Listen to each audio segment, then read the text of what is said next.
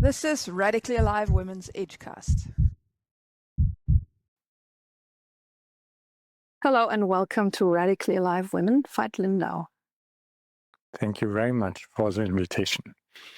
I'm excited to welcome you here once as a man, which is a beautiful variation to welcome you here. And also as someone that is really well known in Germany as a coach, a well-known author, and whom I haven't seen so much in the English-speaking arena. And I have followed my impulse to say yes to a radically alive conversation with you. So thank you for your yes. I'm very happy and curious. The spark for this conversation is a book that you're publishing that's coming out, a new book that you wrote. It's true. In German, it's called Stunde der Wahrheit. Yes. And in English, I think you would say like the moment of truth. Correct. So English already brings it closer to right now, this moment. Do you want to say something about, or first maybe just start, like, who are you right now? This is a good question. I'm asking this question to myself each day. I would say the best truthful answer is I'm a process, evolutionary process. Of course, I have several roles, but in the depth, I really feel myself as a process of consciousness, which is awakening like everybody else. Process of consciousness, which is awakening everybody else. Yes. I felt glad to have a peek into your book, which is coming out end of this month. And this is my impression also that at the core, your work seems to be about supporting people to wake up. Like wake up to what? What is it that's driving you, or pulling you, or? Good question too. So I'm a little bit. I'm very careful with using the word waking up because I think it's quite misused in the spiritual scene for enlightening experiences. So I really see that we all have a chance to wakening up deeper and deeper and deeper and deeper. So, and I think it starts with the questions who I am right now and why I'm here. And I don't think there's one answer for everybody, but I think our life chance is missed if we don't ask these questions again and again. And I think everybody from us is a miracle. And just to realize this, that we are all unknown miracles, with depth, with complexity, with love, with light and with shadow, also this is already a kind of awakening. There's a cat. Yeah, she wants to be part of this conversation, apparently. I love. And it's in good tradition for magicians and for sorceresses. It's a black cat. I love it too. So, yeah. Yeah. This is a taste I get also from reading you, is there's a sense of magic alive in you. And I was going to ask you about your magician. Would you consider yourself a magician? No, because in my definition, a magician is somebody who is manipulating reality. So I would see me as a wanderer, somebody who is wandering all the day, about this whole miracle, what it is. I'm a adventurer, but not a magician. So I think we all are masterworks of a big magician. That I think for sure. It seems like you can recognize the magic. Yes. Yes, recognize it and co-create with it. Yeah. I think everything is magic. This talk is magic, that you can ask me questions, that my consciousness can understand these questions and make some sense of this. This is pure magic. And I think we have lost touch to this magic. Yeah, this seems like you're opening doors for that to become visible. Even if you don't consider yourself a magician, it's like I perceive it as you're reaching out a hand to people to say, look, come this way, or find your own way, or find your own way. everybody from us is a unique experience and experiment of this whole universe, you know, a really unique experiment. And I think to live it in sleep or to live it as a copy from somebody else, it's a shame. So just to wake up means for me to look into the mirror, look into your own eyes and see, I will never be able to explain fully what I see through these eyes. It's a miracle. It's a very uniqueness in everybody from us. And my work has a lot to do with people invite to fall in love of a healthy way, in a healthy way with themselves. Yeah.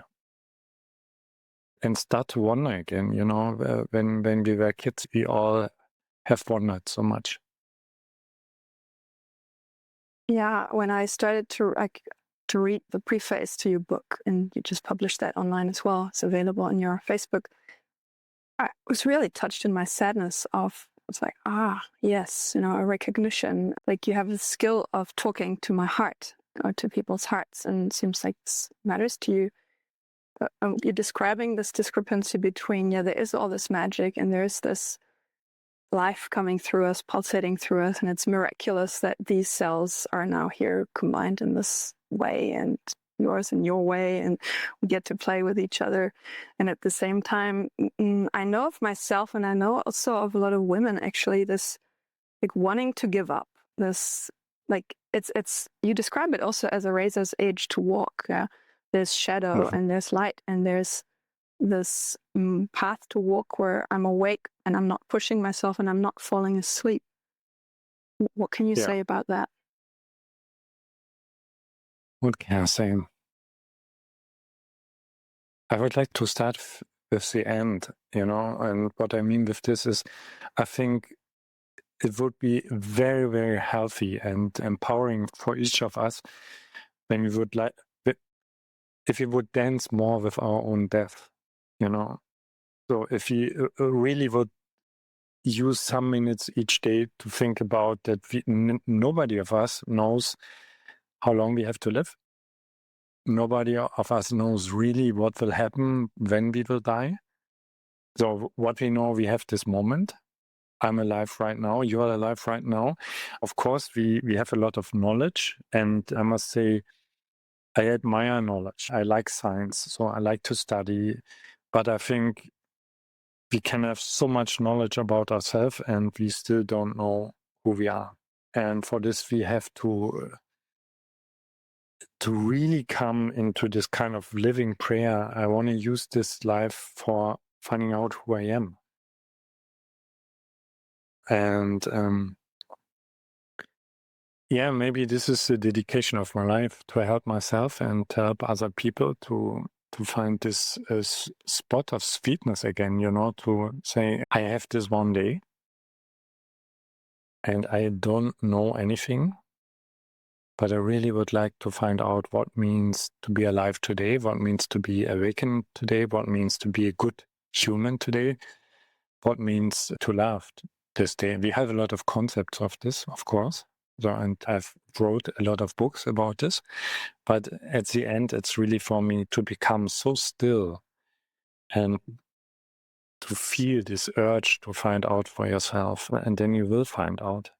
Yeah, and you will find out that there's light and darkness inside of you, that you are a living paradox. Yeah. So there's God inside of us, there's a big asshole inside of us, there is eternity in us, there is death in us. So there's a woman in me and there's a man in me, and it's beautiful. I mean, this is really a miracle. That's all in us. And to enjoy this, but also to honor this, really to say, okay, I don't know how I can ever give this gift back. But I want to live today like it's worth that I'm living. So that's for me this dancing on razor's edge. And I think we have lost it. Yeah. Especially in our Western culture. We have so much, but we don't have the important things. And we know so much, but we don't know the important things.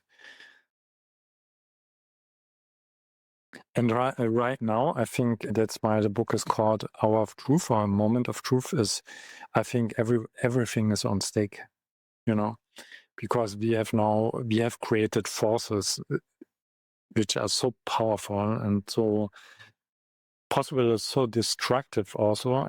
But we are still like kids, we have created nuclear weapons, we have created artificial intelligence, but we don't know who we are. We don't know what consciousness really is. And I think we should spend really more time with this question. That's my whole work. I don't want to say somebody, okay, this is the answer. I really would like to invite people, use your lifetime to spend more time with these questions. By the way, this is my definition of spirituality, not to know something from a book or from a guru, but to have the courage to say, I want to find out for myself.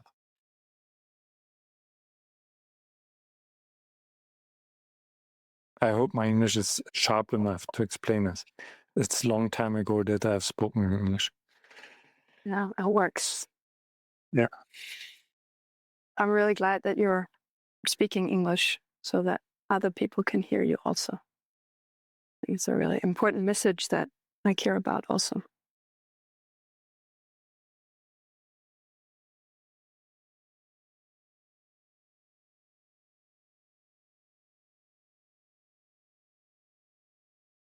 So, for example, I like the spaces which you leave. Yeah. Because I think if your listeners, or in this case our listeners, are willing to take this kind of spaces of silence also as a message, then in the space between the worlds, you really can experience something, what you are. So that's why my work is, even if I talk a lot in my work, it's mainly about silence.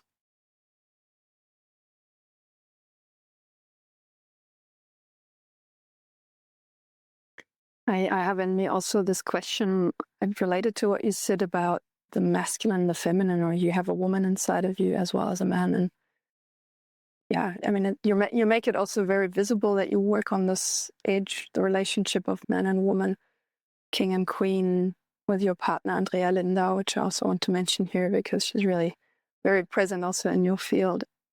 Yeah, I'm glad about that. And can you say more about that co-create? I guess it's also co-creation that I hear through you a lot. I mean, maybe I have to explain, if I speak about male qualities or female qualities, I don't speak about men and women. I speak about qualities which we call female. But basically, they are not female. They are, I would say, these are the qualities of our soul: to share, to give space, to nourish, to love, to see the connection. And I mean, it's obviously that we have lost the connections to these qualities. And I'm not a disser of male qualities. I appreciate my male qualities, but I also can see that my male qualities have really created suffering for myself and for other people. And I really see that we have we are all missing female qualities. That's why I'm a very, very, very big fan of rising and supporting of these qualities. If humanity wants to have a chance, female qualities will save our ass, not male qualities. No. And yes, for sure, everybody has these qualities inside of themselves. So that's why I'm a big fan of, I would say, of a kind of spiritual version of feminism.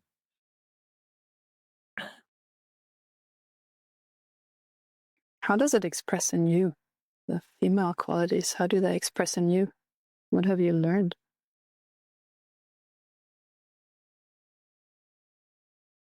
So the truth is, I'm very soft and gentle.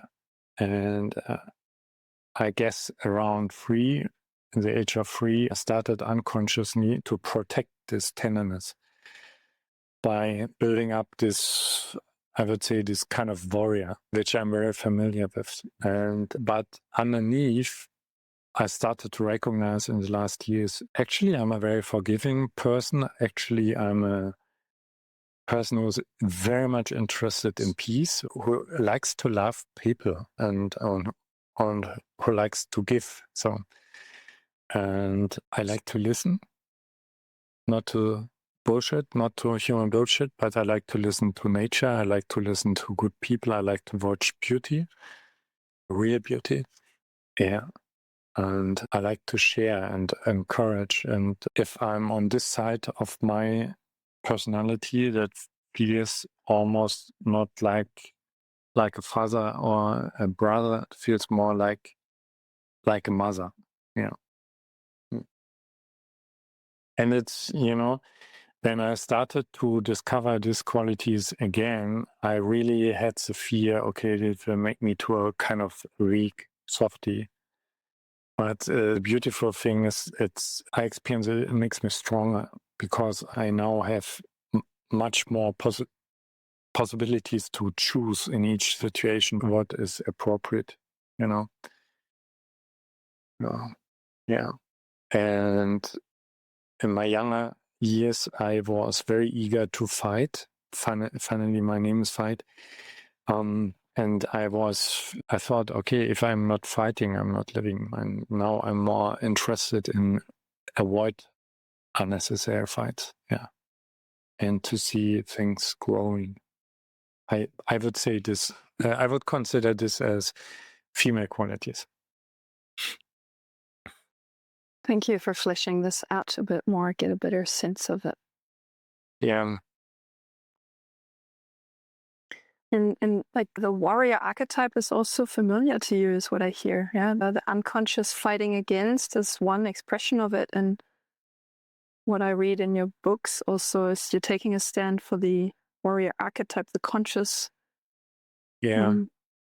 So can you say more about this shift from the unconscious to the conscious, or how you've embodied that? I think, or let me explain it this way. So 3 years ago, I had I would say, quite serious burnout. So I had to stop my work. I had to go out. I had to be very silent. I had to listen a lot. And this was also a time when I had the time to see from outside my own life, but also the world, how it is right now. And what I had to see was not beautiful. For me, it was it was a wake up too, Until this time, I was just working. I had always a beautiful vision, what is to do, what we can do to improve, and so on, and so on, and so on. And I would say I've worked for a bubble, for people which are very willing to grow. So that's why I had the illusion that the world is on this place. But in these 3 years, I had to recognize, no, the world is not in this place. The world is developing in some areas even backwards. And if I see to the horizon, I see things which can really scare me. And when I saw this 3 years ago, my first thought was, okay, I look for a very quiet place, maybe a little island. I draw myself back, hopefully I can convince my wife to come with me. And then we meditate and we just watch. And then I know if everybody is doing this, then no, it's not cool. And then I started to think, I think we are on a point. I don't know how you see it, but when I look around, I see a lot of people which are tired, which are insecure, which are angry, frustrated, but really tired. And there's this kind of tendency to draw back.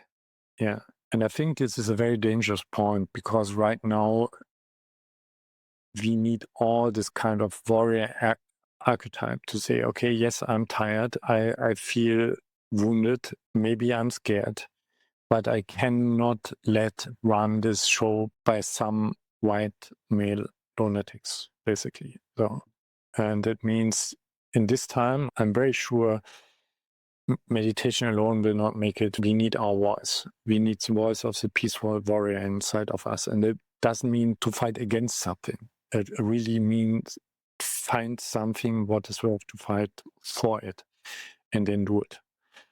Because I think the next 10 years, this now still the doors open for a good possibility, but the next 10 years will be the decision. I'm quite sure. Yeah. And at least I want to say, I have given everything what I have into this pot of evolution. And it does mean, that you have to be loud or like a bully warrior. That just means I think everybody from us has a kind of arena which life brings us. And this arena can be just your relationship. This arena can be just a little team. And now is the time to really stand up in this arena, to show yourself and to stand up for your values. Yeah, we need this. Yeah, that's where my hope for the world is, that women wake up to their anger, which is the conscious anger, not the taking themselves out. And not just women, men also. I just see that in women, the anger is very undernourished or underrepresented, and for them to wake up and to say, okay, no more of this, not this and this instead. Not this and I'm against and I hate you for this. It helps no one. Really go into creation, like becoming the creatresses that we are, and then work together with men in co-creation, but daring to take the lead from the inside out by showing up fully with full presence, with full connection to the earth, which I think comes really through the feminine very strongly, also in men, this Gaia-ness, this earthness. Absolutely. Yeah. I'm totally on your side. I must admit, my wife also gets more and more angry. Great. Not about me, but about circumstances, about how certain things goes, how the systems are. And I must say, I must admit, as her husband, it's not pleasant to be around an angry woman, but it's very, very healthy. It's like, it's like her anger has a quality of cleaning the air, And for example, she's running our business and she's working. She has a lot of meetings with men, and I really can see how this man has really to learn something new, because they are not used that a woman says, "This is it," You do it like this way. Point. Yeah. But I love it. Yeah. And there's something in this creation process that I also read in amongst the lines of your book, is this chaos, the necessity for chaos. As you say, it's not pleasant. It's like it might seem chaotic at first. And can we be with the chaos that creating something new requires of us, so that it becomes visible? Not first like pulling it out of a bag and look at it. Yeah. This is a time, you ask me who I am. I'm also, one big topic of my stream of consciousness right now is to learn how to serve the chaos, I'm coming from a time where I had the feeling I have almost everything under control. And I had always a strong will, so I had the illusion, if I want something, I get it this way. And in these last years, personally, but also collectively, I just see, okay, we are losing, in a way, we are losing totally the control, or maybe we never had it. And I really can see that I have to become kind of friend with chaos, not see it as a dragon who wants to kill me, but it's a dragon who wants to kill my old self. And it's for me a very fascinating topic, because I think we still try to play as there were no chaos, but I think the whole world is right now in a big chaos, and it can bring birth also to something very beautiful.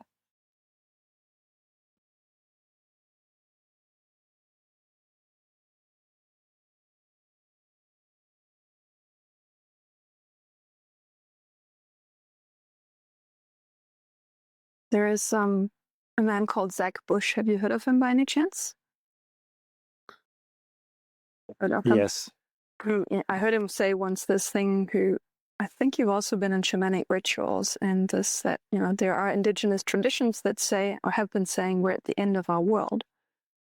Yeah. And that whatever we're doing right now is actually, that's what he brings together. And I heard it from him for the first time, is how what we're doing to ourselves, what we're doing is also part of nature. It's like nature naturing herself. And Yeah. we're destroying. And so we're helping fulfill those prophecies. And now we can say, okay, we'll have to wait until it's all crashed before it gets better. It has to get worse before it gets better. Or we could say, well, it can get better while it gets worse. And it seems like this is the intersection that you're working in, that you're throwing yourself in, or that you're showing up for. I think it's not so much the throwing yourself in, it's like being regenerative with your own.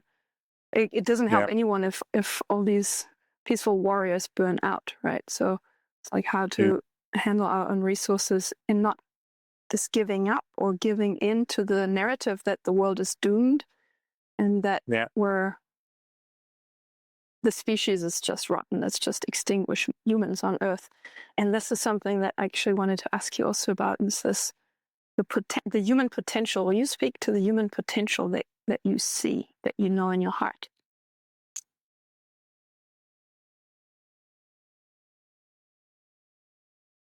First, I would like to say that I also think, unfortunately, that we will see that things are getting much worse in the outside. But to use a metaphor, you know, if you know there's a waterfall coming, a very big waterfall, and it's coming, I think everybody can hear it, you know. I can pretend that's not coming, and then I will not get prepared. I can scream and I get panicked, and then I will not get prepared. Or I can just say, okay, it's coming. It's coming. I'm here in this time, and it's coming. I can hear it, I can feel it, it's getting faster, it's getting stronger. So what can I do? And this is I would say it's right now, maybe the main question of my work is, okay, it's coming. How we can get prepared. And this has for me something to do with your questions about the potential of humanity, because I think we don't even have touched it. We have so much concentrated our abilities about to create something outside, to build something, to make it bigger and faster and so on. But we haven't looked enough, except of some mystics, inside who we are. And basically, we are not this bags of meat. We are consciousness. And I think to know very deep something about your own consciousness, to find your kind of connection into this silence in you, into this freedom in you, this will save you in the waterfall. And we will get crushed and it will hurt, but if we are really present, if you go into this kind of evolutionary fight and you know who you are on a deeper level than words, then this waterfall can be also a kind of quantum leap, I hope, you know? So, and this is what I mean when I say, okay, we have still some time to get prepared. So I don't mean we have time to stop this everything. For example, Kai is out, point. So, and it will do his thing in a good way and in a bad way. But right now we have a small time window to get prepared for this. And this has to do to say, okay, I'm incarnated in a very special time. It's all on the stick. And I hope for somebody who hears me the first time, it doesn't sound like a doomer. I'm a very optimistic soul, because I think inside of us all is something that is not destroyable, but we are not in contact with this, and we have to find this deeper connection again. Yeah. So do you have you tapped into a vision, not necessarily visually, but into a knowing of what is the quantum leap that could come from the waterfall? If we dare to really go silent and surrender to that thing.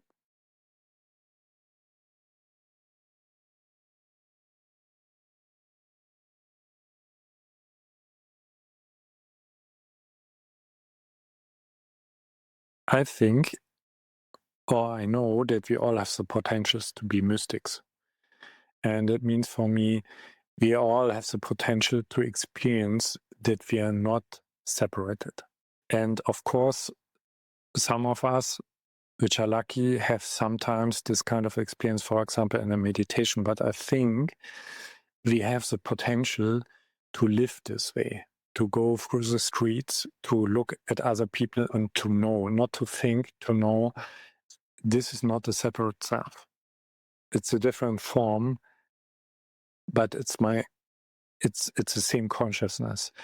To walk into nature and to know I'm not superior, I'm not better than nature, I'm part of this. And this is it. This is the truth. We know it intellectually. We know it from quantum physics. We know it from maybe some, because we have taken ayahuasca or something else.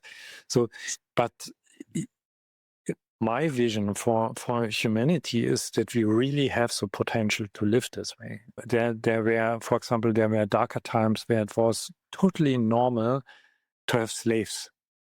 And we have waken up from these darker times. Right now, it's totally normal for most of our people to experience themselves then separately from other people. And it's a big illusion. We know this. It's an illusion created by our own brain. And I think we have the potential to live in a very different way, and it will change a lot. Yeah.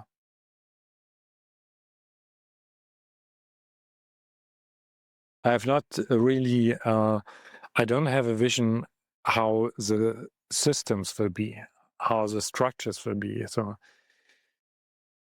how the co-creation will be with artificial intelligence, but I'm absolutely sure this river, which we are all in, is running now so fast, we cannot control it anymore. And we have to find this kind of, this sweet spot of our soul inside of ourselves. So this is the only place where we can find peace, and also where we can find connection to our cosmic intuition, because we are not anymore the most intelligent species of on this planet. You know, but I know that we all have this kind of cosmic intuition which connects us with everything. We just have forgotten it. And maybe we need this kind of big slap to look again inside.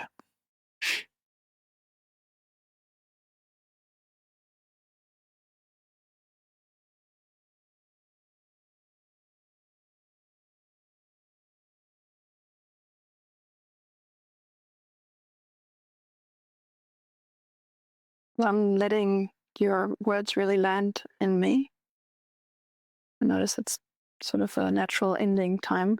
And I have one last request is, will you share one experiment or one exercise someone that's listening could do to come closer to themselves, to come closer to this part in themselves, to their soul, especially if they're feeling maybe a bit alienated and separate from the rest of the world? Yeah. Challenge the existence. So if it's really true what all mystics has reported, you know, that we are connected, that we are children of the big source, I am absolutely sure we have the right, the birthright to challenge this source of existence. And practically it means for me, look for a place which means something for you, which is in a kind of sacred place for yourself. But it could be a little church, it can be a place in the wood, I don't know, sacred place. And then go on your knees, and I mean it wordly, you know, go on your knees and admit that you know so less. I think the biggest problem which we all have is that we think we know so much. It's not true. If you really would know the right things, we wouldn't be in this situation right now. So, and again, I want to say, I admire knowledge, I admire science, but in the depth, we have to admit, okay, we know so less. Yeah. So go on your knees, admit that you know so less, and say, I have to get to know you. I have to get to know the source of my existence. So, and don't think or don't expect that the answer will come after your first prayer. And so maybe you have to live with this prayer for months, but I'm absolutely sure that the whole existence is waiting for everybody from us, is waiting for the whole humanity that we stop, that we go onto our knees and ask this. And it will be answered. It will be answered in a very unique way for everybody. I'm absolutely sure. But we were never separated. So this is a great joke. Yeah. So, I mean, we are part of this cosmic experience. So, and there must be a kind of source who has created this whole thing. So why not turn to it, to her, to him, and say, okay, now's the time. Now I'm listening. Now I need you. So, and whenever I do this in a very truthful way, not in a pride way, in a very truthful way, I always get an answer. It's sometimes not the answer which I want, but I always get an answer. And yeah, I think this is a good point to start, also to say maybe you come from a kind of religious background, and maybe you realize, okay, I always thought this was in the book is written as the truth, and now I realize I cannot feel it. It's not my truth. So challenge this God, if it's existing, if you speak to you in your language. Yeah. And so my whole trust is coming from this connection. It's not coming from how we change in the outside, but because we change fucking slowly, myself included. So we do so many horrible things, but there's beauty, truth, and silence inside of everybody from us. Thank you, Veit. Thank you.